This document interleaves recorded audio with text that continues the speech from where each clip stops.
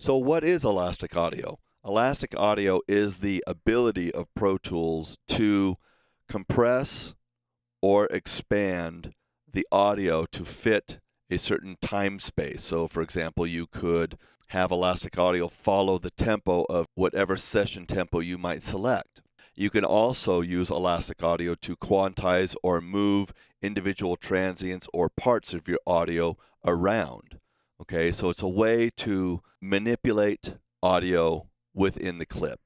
So I have a session here that I've opened. I have a drum loop here, and I'm going to show you how to enable elastic audio on an audio track.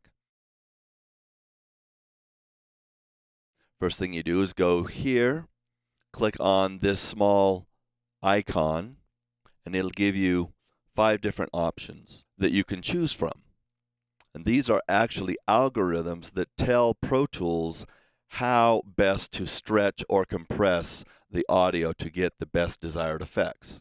So if, for example, you're using or you have in your audio polyphonic material, so in other words, an instrument maybe that's playing more than one note at a time, like a piano part or a guitar part, the polyphonic algorithm or plugin would be a good choice to use. Rhythmic plugin is a great plugin choice to use for rhythmic type audio clips, so drum loops, percussion samples, that type of thing. The monophonic plugin type or algorithm is best used on single source audio clips. For example, a vocal track, maybe a bass track, something like that. Maybe a guitar track as long as he's not playing more than one note at a time. And finally, VariSpeed essentially locks back together the time and pitch functions. So if we increase the tempo of our particular piece using the VariSpeed plugin, the pitch will also increase. Let me show that to you real quickly. So I have my drum loop here. I've set it for VariSpeed plugin. And basically what's going to happen is as I increase the tempo, the pitch and the tempo of the loop are going to go both higher and or faster.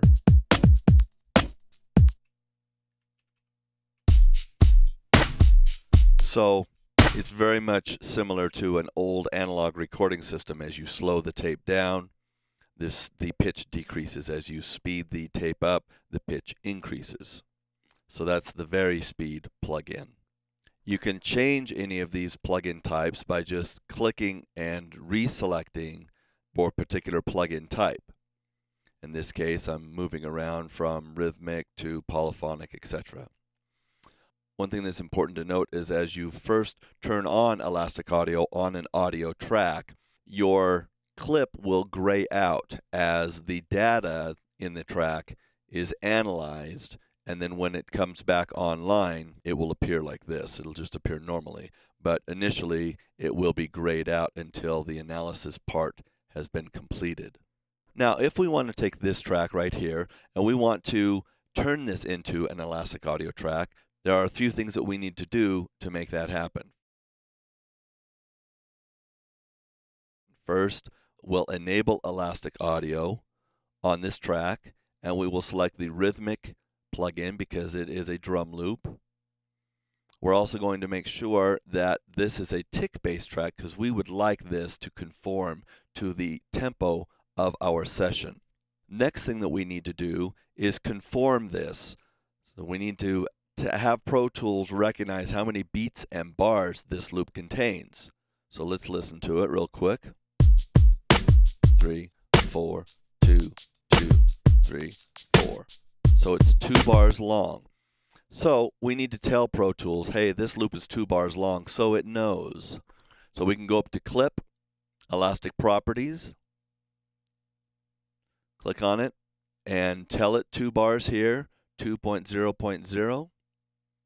We can also right-click on the clip itself, go to Elastic Properties, and 2.0.0, and now you can see that this has been stretched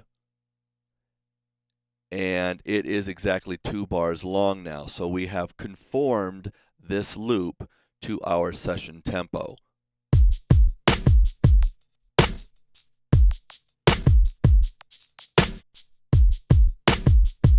Now, whenever we change the tempo, because we have conformed this loop to the tempo, and because we have selected a tick-based track, then the loop will compress or expand to fill that 2-bar phrase. Now it's a little faster because it has to play a little faster to remain in that 2-bar time period. If we play it a little faster, it'll do the same thing. It will compress the audio so that it all remains a 2-bar phrase.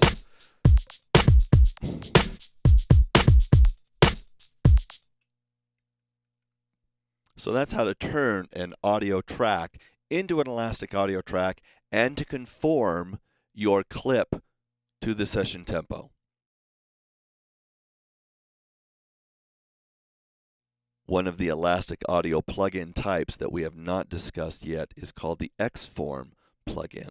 It's a rendered only plugin, which means if you select it, it will actually render a new piece of audio. So it's not acting in real time, which these other plugins are. It is a rendered plugin. So if I select this, and I will in a second, you'll see that this will go grayed out over here while Pro Tools is rendering or creating a new audio file based on the changes we made. So if I select that, it's grayed out. And as soon as it finishes processing, it will be brought back online. And it may take a little bit of time for that to happen. There it comes. It's back online now. So now we are using the X-Form or rendered version of any changes that we have made. Now, you may say, well, why would you even want to do that? Because using these other plugin types really can suck resources out of your system. So if you're trying to conserve resources, you may select the rendered form or X-Form rendered only plugin type that'll allow you to free up some resources.